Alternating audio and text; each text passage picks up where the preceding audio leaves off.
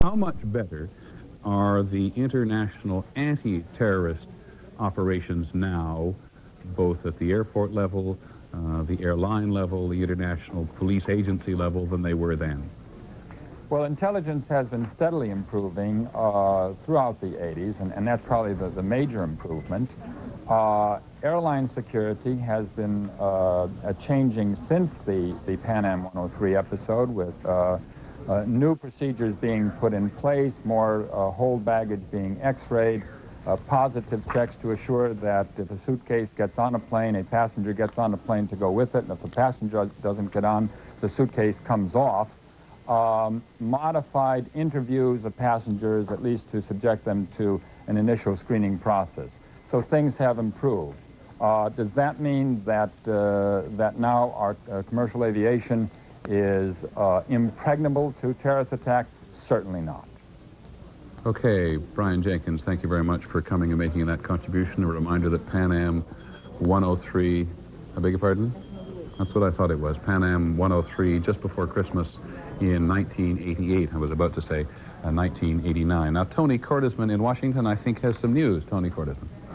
I don't have news, Peter. I have more speculation, and it's what Israel is probably doing at this moment. I think that if I were an Israeli, I would have and be arming and planning for strikes somewhere here in Israel, considering whether I was going to move down through the Gulf of Aqaba and around Jordan or through Jordan. I would be planning to strike at any possible mobile missile site in this area. And my logic would be approximately this. These were conventional. They probably missed. Our intelligence indicates they do not have sophisticated chemical warheads. They probably don't have biological warheads or even a crude radiological weapon. But these have been fired at Israel, at urban areas, and you will never again know what the warhead is on those missiles.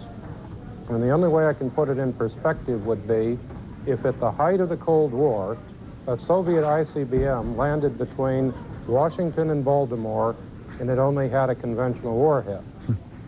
I take your point. Let's go back to the map for a second and ask you a very sensitive political question. Perhaps we could go back to the sand map, the table map, in either here in New York or in Washington, because the question to you, Tony Cordesman, is whether or not, if you were an Israeli, now that you've started this speculation, you would fly over Jordan or you would fly around Jordan because of the political implications of involving the Jordanians in this conflict. Well, Israel has one of the best intelligence centers in the world. I think that probably at this point in time they'll make two calculations.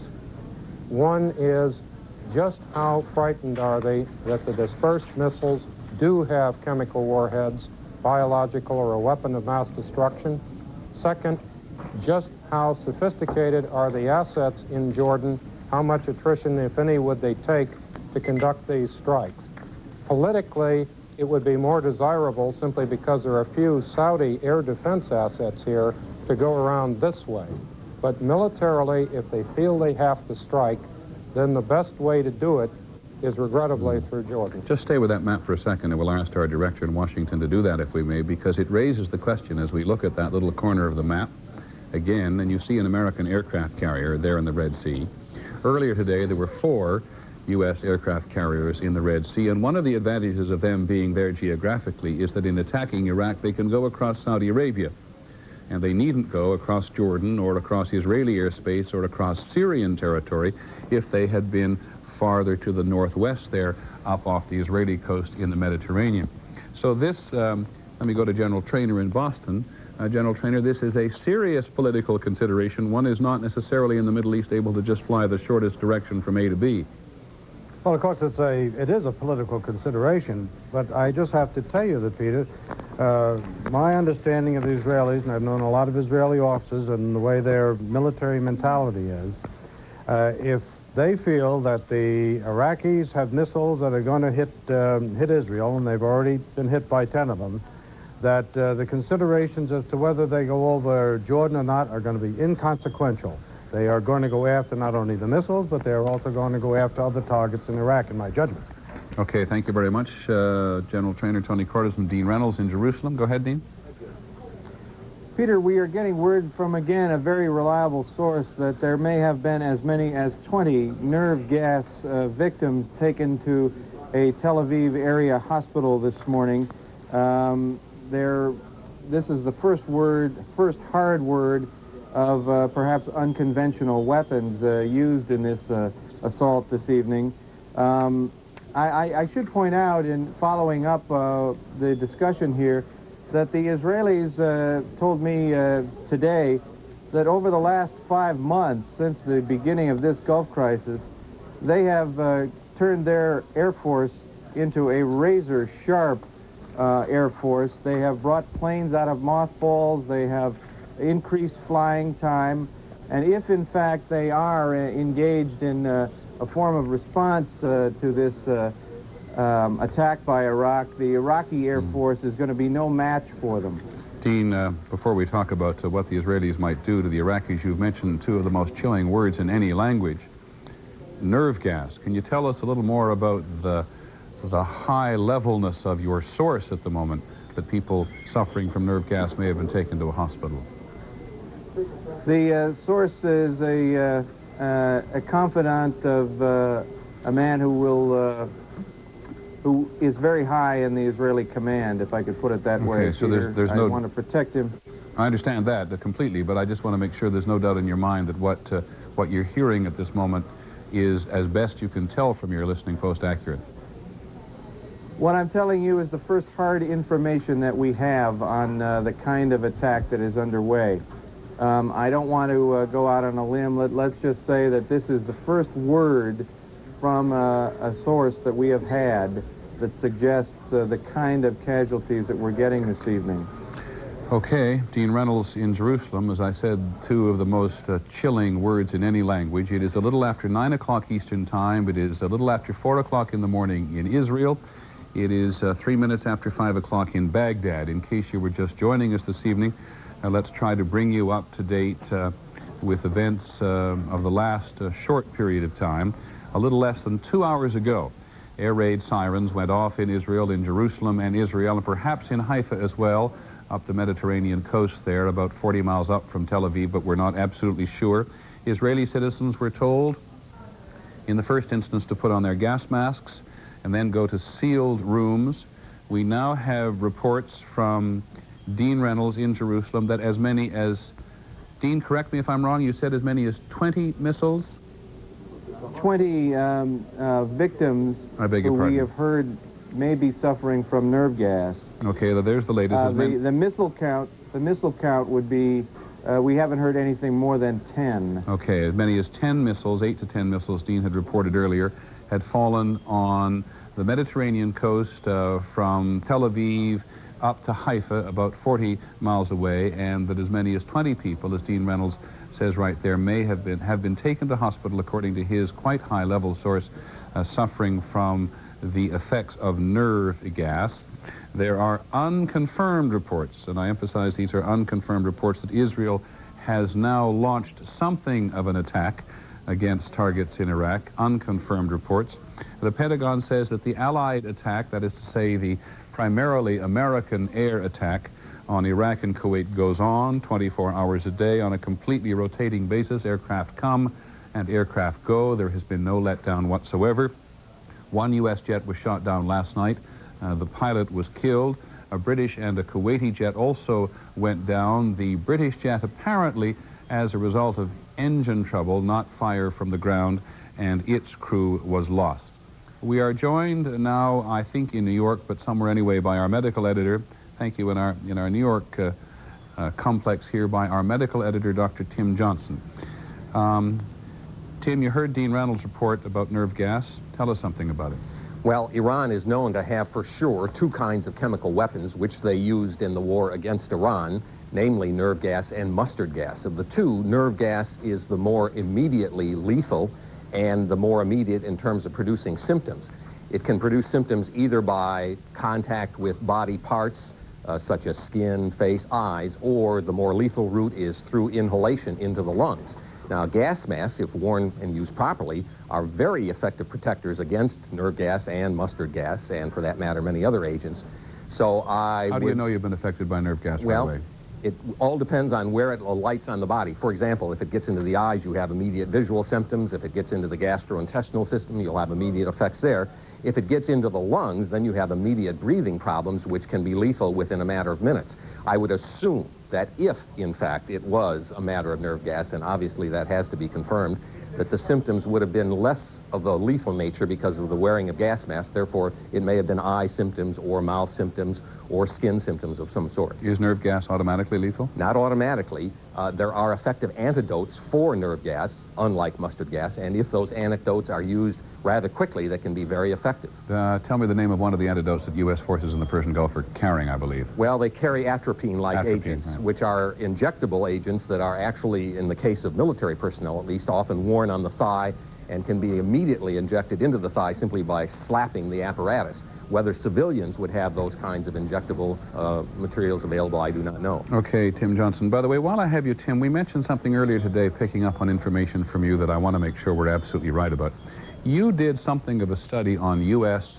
gas masks as distributed to troops in the field and decided they weren't as good as those issued to America's allies. Well, I happen to have a model of the kind used by U.S. troops by and large, and as you can see, they seem somewhat different in appearance from the ones we've been seeing tonight because the charcoal filters, the heart of any gas mask, are actually built into them rather than in canisters attached. What I have been told is that these are not as good as some of the newer models available to our allied troops, but they certainly are very effective and obviously far better than nothing. So they work. There may be somewhat better models available. You don't mean to suggest, however, that U.S. forces in the Persian Gulf are vulnerable? Absolutely not. Okay, Tim Johnson, our medical editor, thank you very much. I want to go to the United Nations now, where ABC's Lynn Scher is standing by because the Israeli ambassador at the UN has issued a statement. Lynn. Peter, the Israeli ambassador, Yoram Aridor, is not here. He is in his mission. We are hoping he will join us a little bit later, but he has issued the following statement, which he referred to as the first reaction of Israel, quote, as we still gather and get information. Here's the statement, quote, it is already clear Israel had taken a huge risk upon herself by refraining from a preemptive strike. It is a big risk that no other country, knowing the severity, could have undertaken. We still do not have full information. So clearly a very brief statement, but this is their way of saying, look at what we've done, without knowing, obviously, what they're about to do next or the severity of what they are about to do next. Peter, as I say, we are hoping that he will be joining us a little bit later this evening. Is there much activity over at the UN tonight? Absolutely nothing. This place is totally closed up. The Secretary General is gone. We've been told there will be no statement from his office whatsoever this evening. His people have already gone. As a matter of fact, almost everybody was gone from here, and a number of the delegates rushed back when this when the news was made known about the strike on Israel. So totally a closed-up place, and it is opening up again. Okay, Lynn, sure, thank you very much. A little after 9 o'clock Eastern Time, there's not going to be any high-level military briefing from the Pentagon, that is to say from the chairman of the Joint Chiefs, until 7 o'clock Eastern Time tomorrow morning. On this first day of the war, the Pentagon said it would brief twice to the American press here. We've had no briefing since 7 o'clock this morning from the Pentagon, though there have been some background information, but most of what we're picking up has been source reporting from the Pentagon and a considerable amount of information from source reporting in eastern Saudi Arabia. On that basis, and including General Cordesman in Boston, the attack on Israel, how would you like to assess the first 26 hours? This is General Cordesman in Boston. General Cordesman. Well, I beg your pardon. My fault, General Trainer. I apologize. It's been a very long day for all. I apologize. I confused everybody there. Go ahead, sir. I hope that Tony enjoys being his new rank. But at any I rate, should tell people, by the way, you're a former Marine general and also, for a long time, a military commentator and reporter for the New York Times. Go ahead, sir. Yes.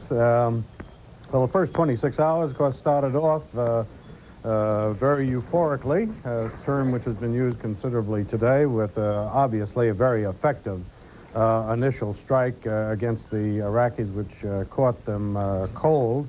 And it showed that our electronic wizardry and our cruise missiles and our strike aircraft and smart weapons were as effective as advertised. Unfortunately, I think we were generally misled into thinking that the air offensive capability of the Iraqis had been virtually eliminated, but as we have found out in the last few hours, that was far from true. But nonetheless, the U.S. and the coalition forces literally crippled the offensive operational capability of a good deal of the Iraqi armed forces, and apparently has severely damaged their command, control, and communication system. That we have seriously apparently damaged some of their field forces in southern Iraq and in Kuwait, and presumably are continuing to do that now with additional sorties that apparently range up in the 1,000 factor. General Trainer, does it make sense to you, because you know something about the Iraqi army, more than most Americans, having covered them fairly extensively, does it make sense to you that Saddam Hussein would hold back his assets like this and then consciously, with a plan in advance, engage Israel the way he has tonight, 26 hours into the campaign? Well, for him to do that, he has to be able to anticipate the sort of damage that's going to be done to him. Now, I'm not discounting that he, being a very clever fellow, that he hasn't something like that in mind, but he could never know whether any of his equipment was going to survive. And I would suspect that, no, he wasn't deliberately holding anything back. I think he was simply, and his forces put into shock by that initial massive attack by the coalition forces. General Trainer, just one other question. You described Saddam Hussein, as many people have, as a clever man. I think we all know how clever he's been politically, at least in a tactical, if not in a strategic way. How clever a military man is he? I recall hearing stories during the Iraq-Iran war that his generals would on occasion return from the front and tell him to stop meddling in the campaign. Well, that's in fact the case. He's not a military man, and he doesn't understand military operations. His generals in the early part of the war were basically political hacks, and they failed in their attacks against Iran. And then when the Iranians counterattacked, the Iraqis very nearly lost the war because of the interference by Saddam Hussein, because he didn't trust his military officers. And indeed, they had to appeal to him to stay out of the business of fighting the war, and when he did that, the Iranians were very successful in their defense against the Iranians. But the fact is, he runs the entire country, including the military, so he is the one that's going to set policy, even though he may let his military officers carry out their operations within the parameters of that policy. Okay, General Trainer, thank you. One of those military operations tonight appears to have been, doesn't appear to have been, a missile attack on the Mediterranean coast of Israel, with 8 to 10 missiles falling in a line from Tel Aviv up towards the northern border with Lebanon, down towards Tel Aviv, and including in Tel Aviv over a distance of about 40 miles. 6 to 10 missiles is reported by the Israeli military. ABC's Dean Reynolds in Jerusalem has been talking to a very high-level government source who tells him that in the last little while, as many as 20 victims of nerve gas have been taken to Tel Aviv area hospitals. We'll continue with this story in just a minute.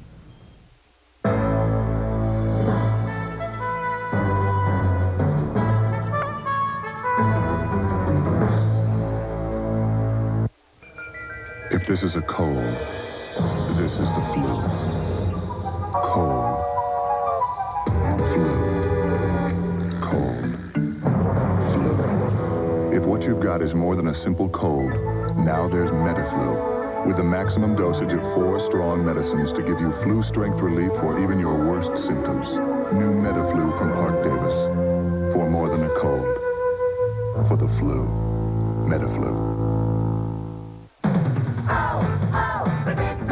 Right now, order a large Domino's pizza at regular price and get a medium for 30 cents. It's a limited time offer. The big say ow. Time for Domino's pizza. Call now. Static Cling can make you feel like this. What's your solution? Static Guard. Static Guard eliminates static cling instantly, completely. Get Static Guard. It's your best solution for static cling. Listerine kills germs. It hits plaque above the gum line. Listerine battles the gum disease, gingivitis, in big fight tonight. It's a right. And another right. Listerine really rocked him. It's over. the winner. Listerine Antiseptic. It says what it does. It does what it says. Someone should talk to you about how much time you spend on the phone, and who you talk to, and when and where. A Sprint representative can easily help you select a savings plan for your personal calling needs. And Sprint has better overall savings than AT&T. So there's a plan that's perfect for you, unless, of course, you're a teenager. No one's invented the perfect plan for that.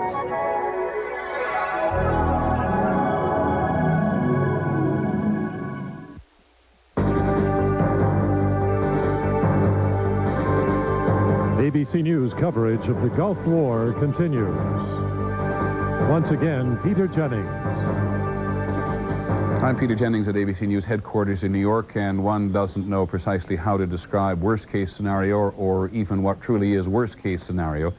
But if you have been with us for the last half hour or so, you heard ABC's Dean Reynolds in Jerusalem use what we described as two of the most chilling words in any language, nerve gas. And if you've been with us for some time, you know that the Iraqis have launched tonight a volley of missiles from Iraq against the Mediterranean coast of Israel. They landed from Haifa, about 40 miles down the line towards Tel Aviv. They landed in central Tel Aviv, according to our reports from there.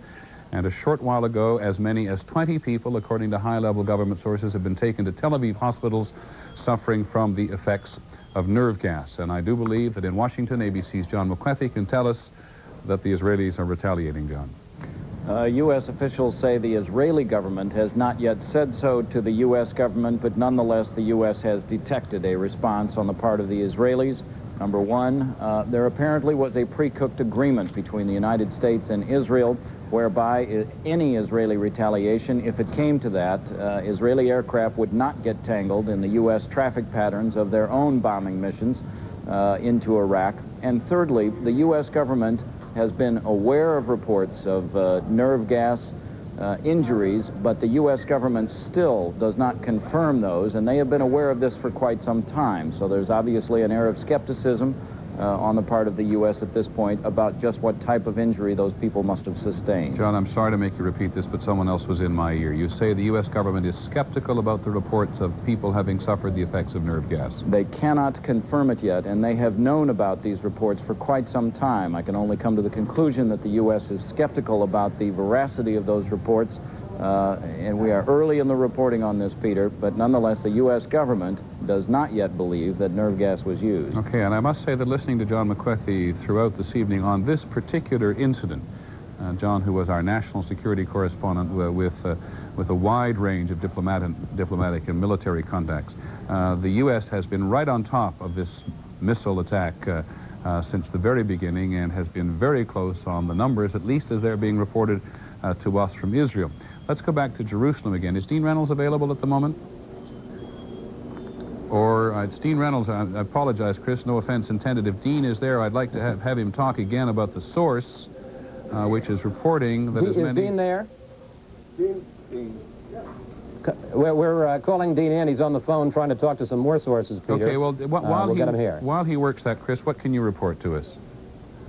Well, Peter, about 2 days ago, on the day of the deadline, the 15th of January, we were in preparing a report for prime time, had an exclusive interview with General Avihu bin Nun, who is the commander of the Israeli Air Force. And it turns out that we talked about just the scenario that we have seen tonight.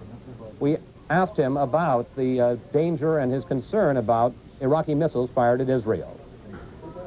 Here is an excerpt. I believe that a conventional missile is more a psychological threat than a real military threat. It can cause casualties to civilians on the streets or in their homes, and that's very disturbing. But it's not an existence problem for the state of Israel.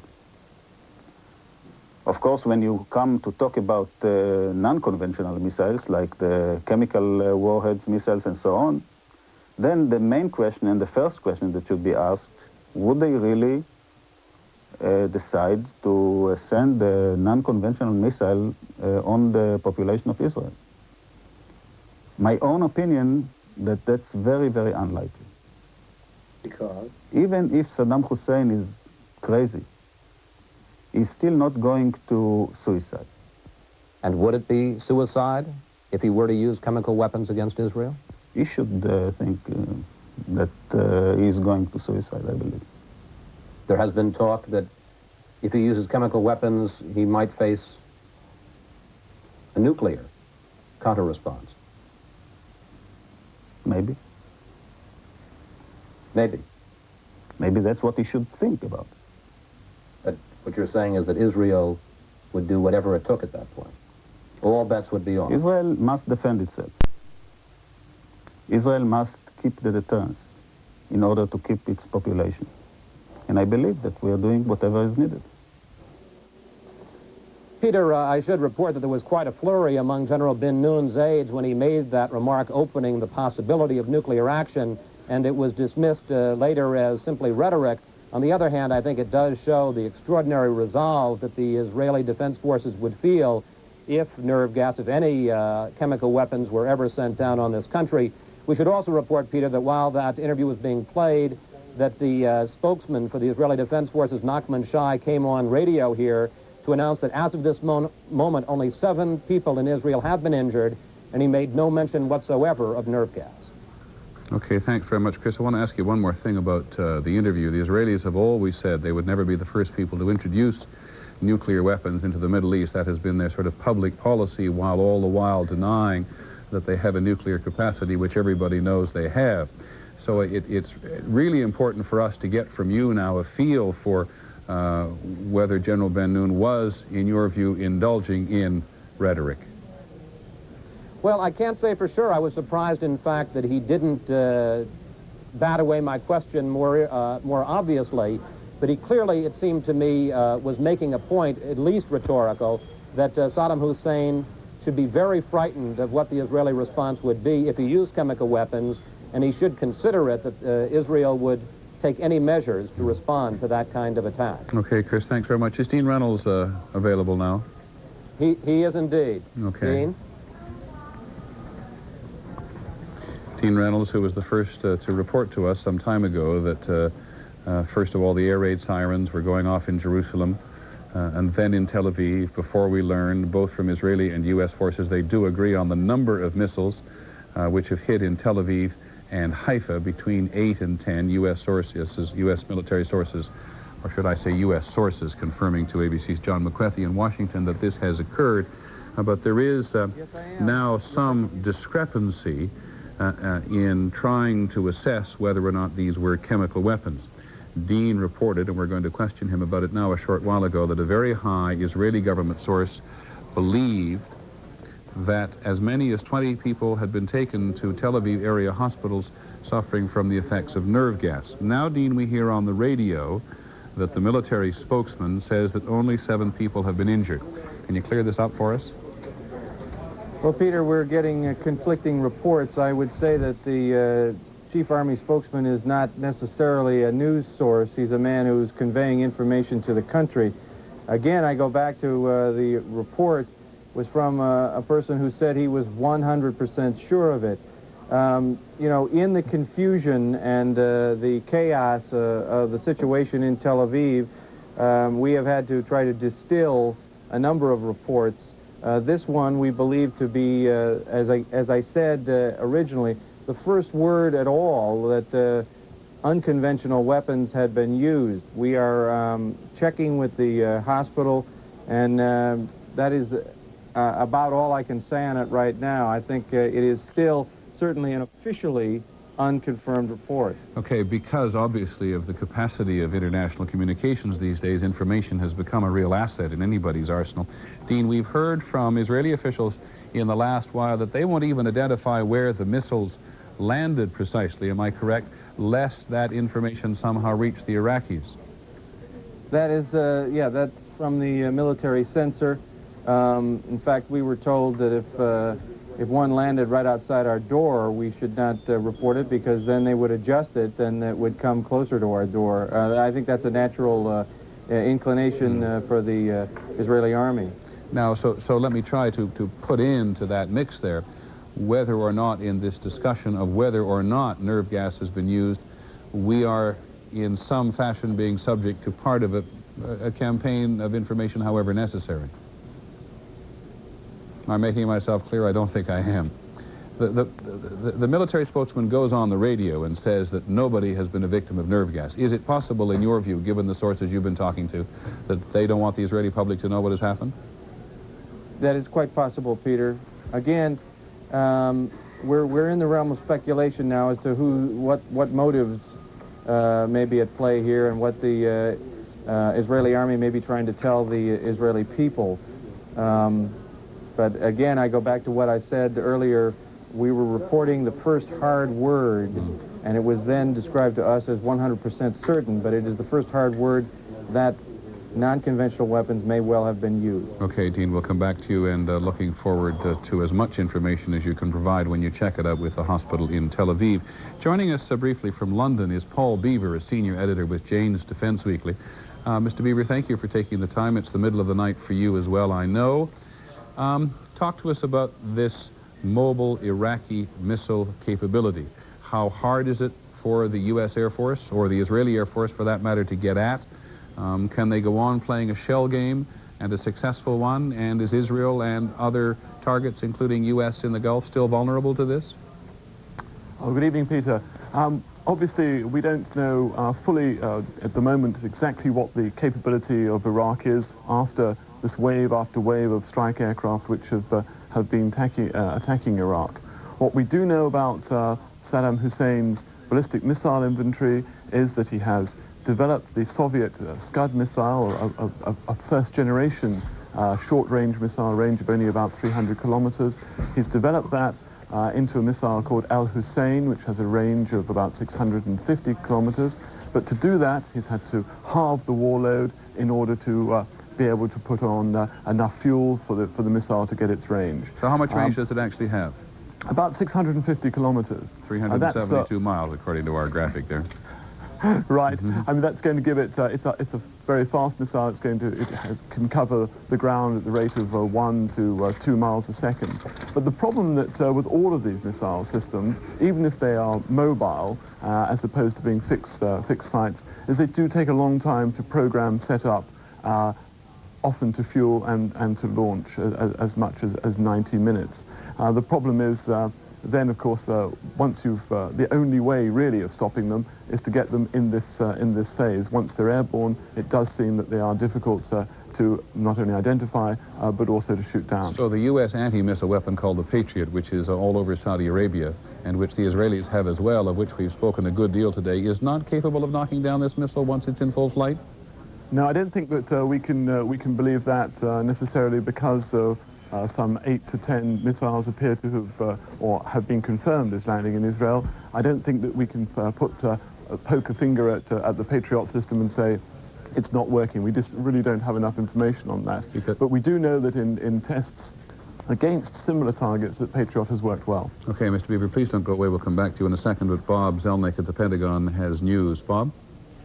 Peter, first of all, according to military sources, the U.S. military believes that an Iraqi Scud missile was intercepted by a U.S. Patriot missile at a large air base in eastern Saudi Arabia. I believe that is the shot that we were all looking at on ABC a while back. One of the concerns of the military at this point is that it seems to have been a single missile, and it may have been fired for the Iraqis to try to get range and follow it up with other firings, in which case there could be a volley of Iraqi Scud missiles directed at that eastern Saudi Arabian location. Let me stop you there for a second, Bob Zelnick, and we'll go back and look at the videotape. We have wondered what it was. It's a piece of video about an hour ago. You just saw the tail end of it there, but let's take a look at it from the very beginning. The camera suddenly swept to the left. Now, Bob Zelnick, can you see that on the screen? I can see it remotely, Peter, and again, I want to stress that these are military sources, and that the official position of the Pentagon at this point is that there's no particular explanation for it right now. Okay, so no, that's what I was going to ask you. Your sources in the Pentagon cannot tell precisely by looking at that videotape what it is. That's correct. Now, I can also report that according to the same military sources, the Israelis have informed the U.S. that at least some of the Iraqi missiles that landed in Israel were in fact nerve gas. I'm sorry, say that once more. So the Israelis have informed the U.S., according to my military sources, that at least some of the missiles that landed in Israel were of the nerve gas variety. Bob Zelnick of the Pentagon. That is the second indication we have, the first from Dean Reynolds in Jerusalem and the second from Bob Zelnick at the Pentagon, that nerve gas may have been used by the Iraqis. Let's go to John McWethy at the State Department. Secretary Baker is at the White House tonight. According to officials at the State Department, he has made some very interesting phone calls. He has called the ambassador to Israel, to Saudi Arabia, the ambassador to Syria, and the ambassador to Egypt. What that means to me is Secretary Baker is touching base with the key Arab coalition partners, in addition to the Israelis, of course, and making sure that they are willing to live by the agreements that they made when he was in the region just a week ago. And those agreements were that if Israel was attacked and then responded, that the Arab partners would stick with the U.S. and not pull out of the coalition. Well, that is an agreement that you're absolutely certain Mr. Baker, for example, made with the Syrians, because the Syrian foreign minister very publicly said if the Israelis and the Iraqis mixed it up, which was the sort of colloquial way he put it, then Syria would have to concentrate on the Israelis. The Syrian foreign minister said in the presence of Baker that the Israelis should not respond if they were attacked. He did not say in public that Syria would pull out of the coalition, and U.S. officials have indicated to me that Syria made a pledge to the U.S. when Baker was there that they would stick with the coalition, but because of domestic political problems, the Syrians would find it extremely difficult to say that in public. Okay, I just want to point out we didn't say they would pull out of the coalition, but they certainly threatened they might have to concentrate on the Israelis and not on the Iraqis. Let's go to Britt Hume at the White House. Britt. Peter, following up on what Jack just reported, almost the entire Bush High Command has been gathered here this evening in National Security Advisor Scowcroft's office to include Secretary of State Baker, as he said, National Security Advisor Scowcroft, his deputy Bob Gates, the Chief of Staff Sununu, and others. To our knowledge, the President has not joined that group and has not left the family quarters this evening where he was, but it's an indication of just how significant this development is. It is, as everyone has suggested, not something that the United States government and the Bush administration was not expecting or was not fearing, but it obviously is one of the nightmare scenarios that they had to deal with ahead of time. Okay, Britt, thank you very much. The Kuwaiti ambassador to the United Nations said this evening he hoped there would not be an Israeli reaction. And here is an indication of just how sensitive things are on the involvement of Israel and the Arabs. While Arabs are members of the anti-Iraq coalition with the United States, the Kuwaiti ambassador to the UN said if the Israelis do respond, it complicates the matter, but we should not exaggerate the situation.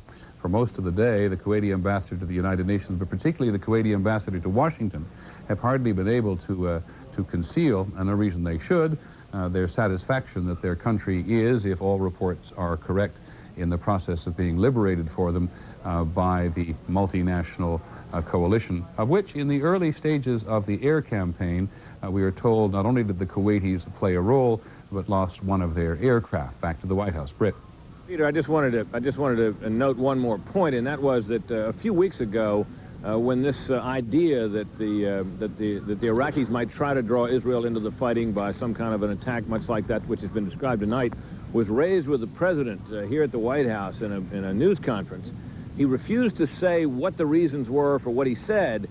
But his remark was that he was not concerned about that splitting the coalition. He said, I'm not going to go into any detail as to why I'm not, but no, I don't believe that will happen. And, of course, that was prior to all of the diplomacy undertaken in the final hours of before all this started by Secretary Baker. So presumably the report that there was an agreement existed even prior to that, and that's at least some basis for hope here in this administration tonight. Okay, but I cannot say too strongly for those Americans who are perhaps not as familiar with the Middle East as some of the commentators you've listened to in the last 27 hours, how complicating an issue Arab-Israeli affairs are when it comes to mounting an attack on Iraq, even when the leaders of Iraq, leaders of Syria, for example, and Egypt, can hardly wait to claim, with Saddam Hussein out of the way for themselves, the paramount leadership in the Arab world. There is no part of the world which is more complicated in the first instance and ultimately complicated by the presence of Israel in considerable measure because so many of the Arabs, particularly those who have not realized their dreams as fully as they would like to have in the 20th century, have tended to blame Israel for many of their problems. We'll be right back after these messages and a word from your local station. This is ABC News' continuing coverage of the Gulf War. Excedrin headache, 1968. I can fix it myself. It's walking! Faster! Pull the block! Oh, you have a headache. An Excedrin headache. Excedrin headaches have been around for years, but today there's aspirin-free Excedrin. It's strong medicine that works on today's tough headaches. Life is full of Excedrin headaches, so isn't it great that the makers of Excedrin also make aspirin-free Excedrin? Aspirin-free Excedrin, at last. It's now. It's neat. And so discreet. Playtex Portable, a full-size tampon and a compact plastic applicator packed smaller. Playtex Portables, now neat, discreet. Introducing Glade Plug-ins Air Freshener. It keeps on freshening. And freshening. and freshening. Plug it in, plug it in. New Glade Plug-ins freshens for 30 days. Plug it in, plug it in. Gently, constantly warms this refill cartridge for a full 30 days. Freshens 30 days, freshens out of your way. Plug it in, plug it in. After 30 days, just pop in a refill. Try Glade Plug-ins and plug into 30-day freshness. Plug it in.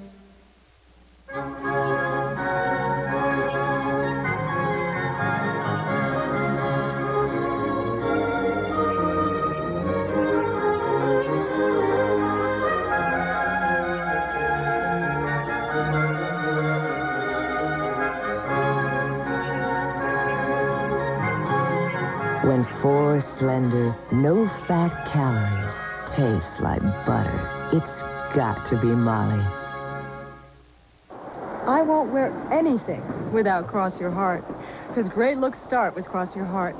With crisscross shaping, I always look better. The Cross Your Heart bra. Great looks start with Cross Your Heart from Playtex. The fit that makes the fashion. Iraq attacks Israel. Missiles have hit Tel Aviv.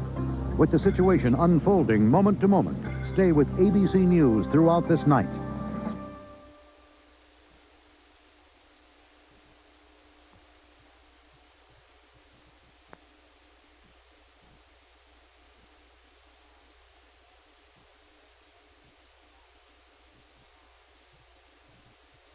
A crisis in the Persian Gulf. The liberation of Kuwait has begun. At times like these, you need the latest information. This is an historic moment. Stay with ABC News and Channel 7 for the information you need to know from around the world and around the Bay. Channel 7 is here throughout the crisis with local hourly updates, news, and reaction from around the Bay Area. Keeping you informed, ABC News and Channel 7. Experience you can count on. Californians share their western boundary with a race of giants. The blue whale, the California gray, the orca, and the majestic humpback all pass along our shores. Once heavily hunted, they've begun to make a comeback. You can help. Start by learning more about the great whales and the California coastline we all share.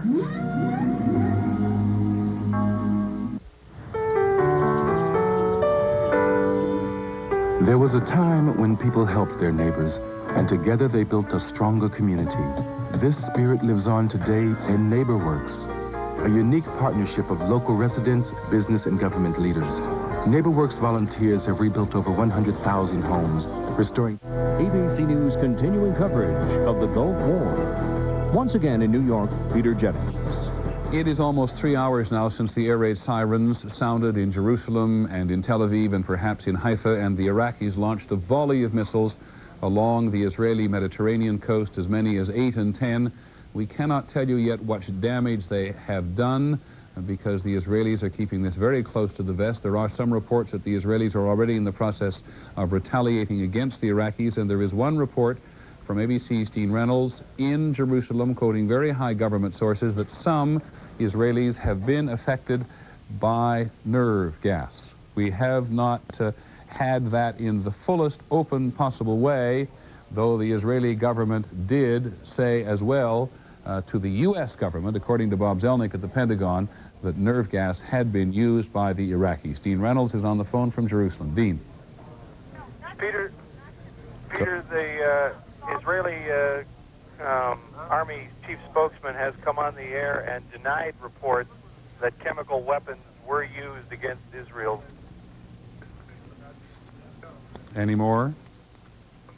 He is in the process of making the statement right now. We're trying to follow it. Perhaps if you give us a couple more minutes, we can come back with more on the statement. You've got it, Dean. We'll be back to you in a couple of minutes. Let's go to the White House, to the north lawn of the White House, where ABC's Britt Hume is standing by, because the White House has issued, Britt, a statement about this attack on Israel and also on Saudi Arabia. That's correct, Peter. The White House statement says that the Department of Defense has confirmed the firing of missiles from Iraq into Israel and Saudi Arabia. There's nothing specific about targets in this statement. It says that damage assessments are now being made. It says the president was informed of this earlier this evening, as he would be by his National Security Advisor, General Scowcroft, that he's also discussed the matter with Secretary of State Baker, who, as we learned earlier, has been here much of the evening, and with Secretary of Defense Cheney. He is described as outraged at, and it says he condemns this further aggression by Iraq. It goes on to say coalition forces in the Gulf are attacking missile sites and other targets in Iraq. Peter, I suspect we'll both feel that we knew that. Okay, Britt, can you give us any sense of the mood at the White House? I think the mood here at the White House tonight is one of alarm and urgency. I know, for example, that as this news was breaking on our air this evening, that national security aides were seen bolting down halls, an expression of deep concern on their faces, and that for much of the evening, as I mentioned to you earlier, the very most senior Bush administration officials have been meeting in Security Advisor Scowcroft's office. We have not been told, and it has been difficult to tell if they have been joined by the president. However, for what it's worth, I saw the White House photographer, who's usually an outrider wherever the president goes, in the area just a few minutes ago, so he may indeed have joined them. I must say, Britt, I'm reminded of a comment made to us by ABC's John Donovan in Jordan earlier today, how that country had the wind knocked out of it by the attacks on Saddam Hussein next door today. It's almost a little bit like the White House has had the wind knocked out of it this evening. Well, I think so, Peter, although I think it's also clear that this is something that the administration knew could happen, was aware could happen, and clearly from the briefings that we got from the Pentagon and elsewhere today, it was evident that there was still concern about those mobile Scud missiles, and obviously there existed into this evening the prospect that some serious damage could be done. And as we reported earlier, the mood here today, about midday, after the euphoria wore off, and it wore off very quickly, shifted to a great sense of uneasiness and foreboding about what the night might bring. Okay, Britt, thank you very much. I want to go back to the Pentagon now. It is not our role at the moment to be putting any kind of pressure on the Allied High Command, which is trying to run a war that began 27 hours ago. But Bob Zelnick, are you there at the Pentagon at the moment? Yes, I am, Peter. We were told before this campaign began that we were going to get a couple of briefings a day. I don't want to harp on the fact that we didn't get the second briefing today, but I wonder whether or not your sources at the Pentagon think that they are not, in some respect, contributing to the frustration and the speculation by not having a second briefing, and can you tell us why they didn't? Peter, the best explanation that they offered was simply that there hadn't been enough to merit the second briefing, and that those who would normally brief were occupied with other matters. They tried to do as best they could by updating the news on a background basis. We went over that. I think that tomorrow's schedule only calls for a single briefing at this end, although there will be one in Riyadh as well by the senior military command. So we should have one about 7 a.m. Eastern Time in Riyadh and another about 3:30 p.m. Here at the Pentagon. The frustration is very great indeed, because even as this evening has progressed, There are background briefings conducted by Pentagon officials off camera and on a background basis. At the same time, other sources are giving other kinds of information. For example, just moments ago in an official background briefing, reporters were told that there were 7 missiles that were detected in Israel. On an off-the-record basis, a source of mine told me just a few minutes before that perhaps only 7 missiles landed in Israel, but a great many more had been discerned by the U.S. From Iraqi territory heading toward Israel. Some of them apparently fell into the sea. The source did not want to give a precise count because that would have revealed or compromised certain intelligence methods. Okay, Bob Zelnick, thank you very much. And I just wish to point out to people at home that we can live with our frustration, but it puts a lot of us in the position, the inevitable position, in continuous news coverage of speculating where in many cases we don't really want to speculate. But let us go back, if we may, for a second, to a map of the Mediterranean coast of Israel and give you some sense of what we do know from Israeli sources where those missiles landed. There was a volley of about 8 to 10 of them, and they landed along the coast from Haifa down to Tel Aviv. Stop right there, if you would, please, because, again, you get some sense of how close everything is.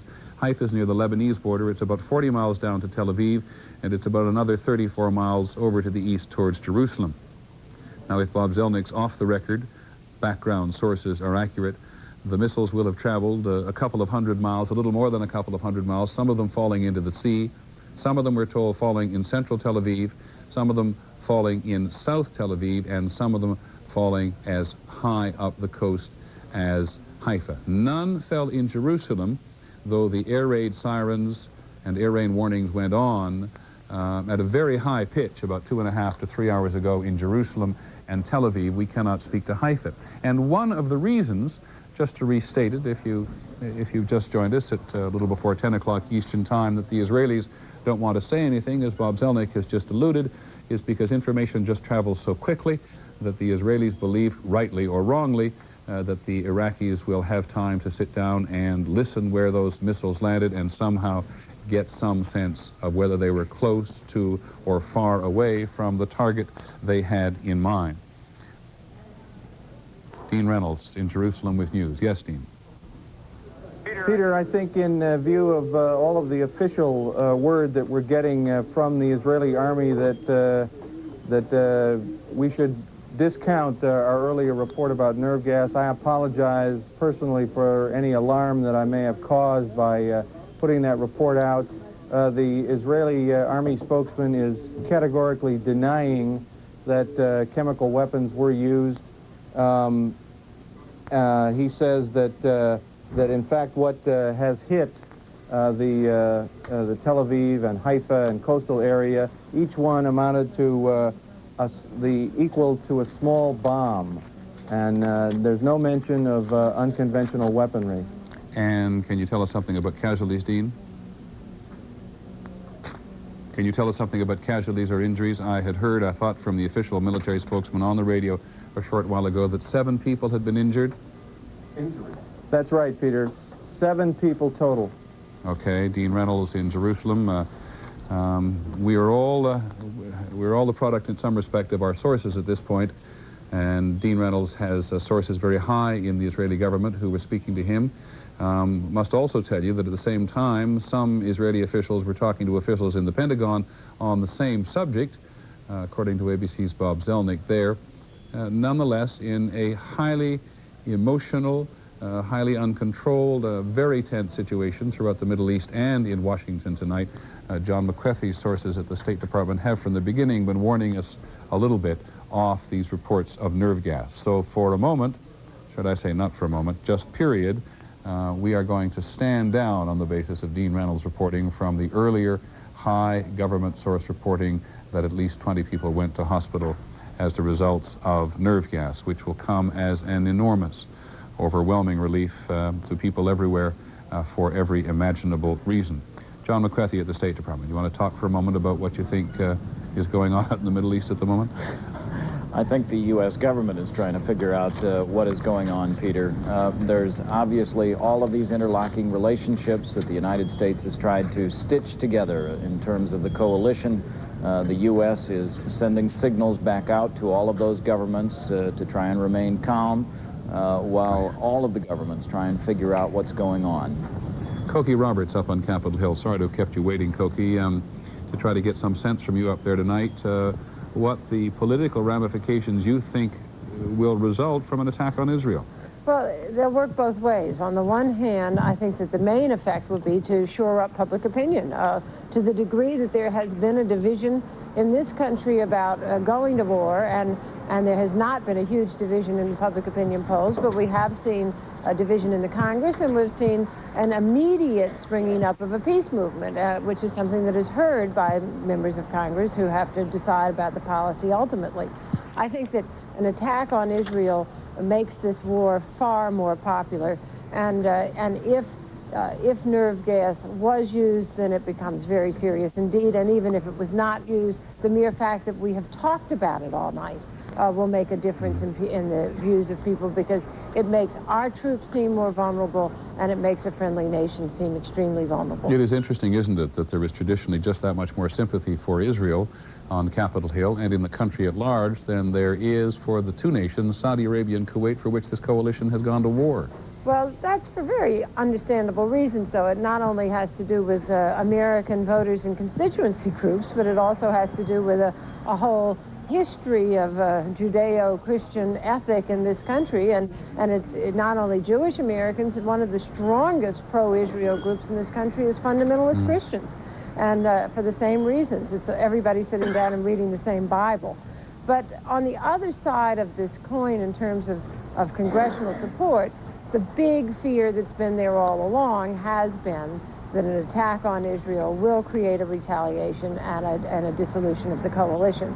There's some people to whom that would be a very nice course, because they have not liked the fact that Syria has had such a nice role in U.S. relationships of late. They haven't particularly even liked the role that the Saudis have played. So that to have Israel be the focus of attention, and for us to be defending Israel, getting rid of Saddam Hussein for the sake of Israel, is not the worst thing from the opinion of some people on Capitol Hill. Now, before this attack on Israel tonight, the U.S. Senate passed a resolution in support of the president earlier this evening. Well, sort of in support of the president. You could read into the wording that it was equivocal support of the president, because it took them a while to come up with language. At first, they didn't want to have any support of the president. The Democrats didn't. So finally, they worked out this, going back to the Bible, King Solomon-like language, which says that they commend the president for his leadership as commander-in-chief, and they unequivocally commend the troops in the field. So it leaves open the question of whether they unequivocally support the president. But it does raise this very ambiguous proposition for politicians and other Americans as well, supporting the people in the Gulf while not always supporting the president's policy.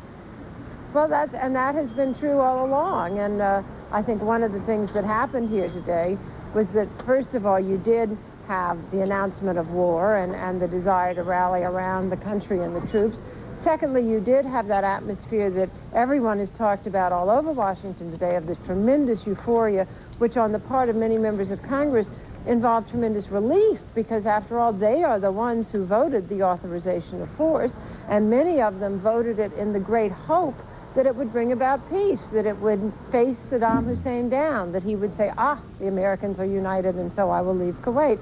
Obviously, that didn't happen. They felt some responsibility for the war. The notion this morning that it might be over quickly and we had won was a great notion to them, and now all of the foreboding, all of the concerns they have are revisited. You know, in times of a crisis, I don't want to get too maudlin about this, but that great symbol of national unity behind you, the Capitol building, no question, always seems to many Americans like something of a magnet. And I'm always wonder whether or not politicians aren't drawn there in the late hours of the night to commune with one another about the national situation. There's no question about it. It's a little chilly to be standing outside looking at it longingly tonight, but politicians who have been here a very long time talk about that a lot. They talk about how during World War II the lights of the dome went out, for blackout purposes, and that was one of the most upsetting and demoralizing single aspects of that war, was to see that symbol, that beacon of democracy. All of the things we say sound corny, but they're absolutely true, and they certainly are true to the people who work here and who serve here. Are politicians, in fact, sitting around up there tonight? There's some here. It is late, and I think that probably an awful lot of people are tuned in just trying to get the news, but a lot of them are probably doing that in their offices. Okay, now let's put you on the spot just a little, because I hear you in my ear that it's a bit chilly and perhaps time for you to go inside, but try to give us a portrait of what you think tomorrow morning is going to look like up there. It's going to look very different from this morning, and very much more like yesterday morning. Yesterday morning we had, after that debate where everyone was wrung out but at least felt good about the Congress, felt a sense that this institution had behaved the way it was supposed to behave. Then after that vote, there was this tremendous foreboding, and by yesterday, terrible depression on the part of anyone who was here. Everyone described knots in their stomachs. And then this morning, when they woke up and thought that perhaps this really would be fast, and that all these weapons that they had appropriated billions of dollars for were working, and that there was only one casualty, there was really a tremendous sense of relief and euphoria. Now, all of the things that they worried about seem to be maybe happening. The questions of attack on Israel, the questions of the falling apart of the coalition, questions of unknown kinds of attacks on our own troops being possible. That will be extremely worrisome, and I think that you will find people gathering here tomorrow morning with well, Koki, thank you. Sorry. Thank you very much for that contribution. A reminder from Koki of the all too obvious, which perhaps on numerous occasions all sorts of people, ourselves included today, have ignored. And it came, mind you, from the President very early today, and from the Secretary of Defense, and from the Chairman of the Joint Chiefs, that this was only the first phase of an operation. We've tried to remind you of that from time to time. I keep reminding you, not out of any, not only particularly complaining reasons, but it is 12 hours ago exactly. Beg your pardon, it's 13 hours ago exactly, since we had an official briefing from the Pentagon. They were only briefing on a period of the first 14 hours, and the campaign against Iraq and occupied Kuwait has been going on for 27 hours. They pointed out that at that time there'd been a very limited engagement on the ground between U.S. forces and Iraqi forces.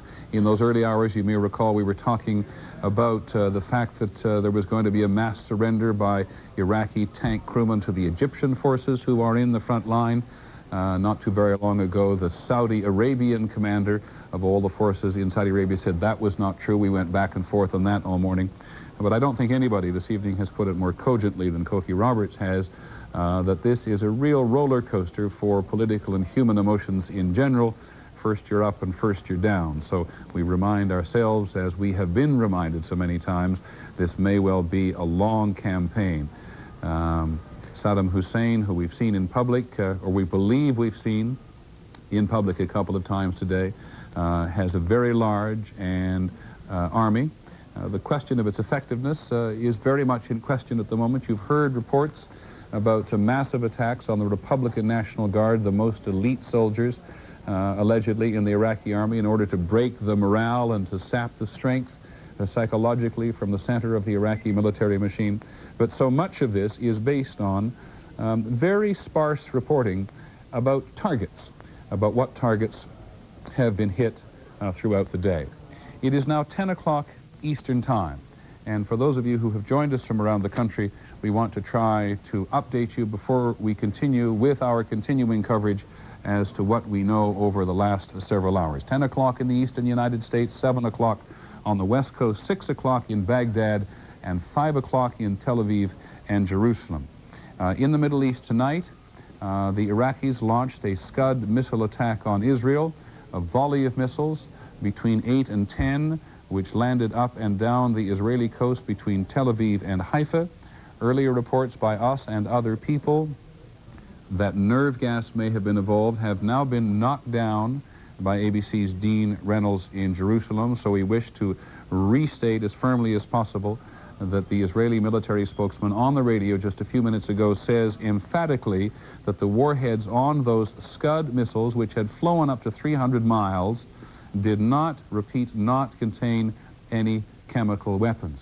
And there are, according to the Israeli military spokesman, about 7 casualties in Israel. We'll try to bring you pictures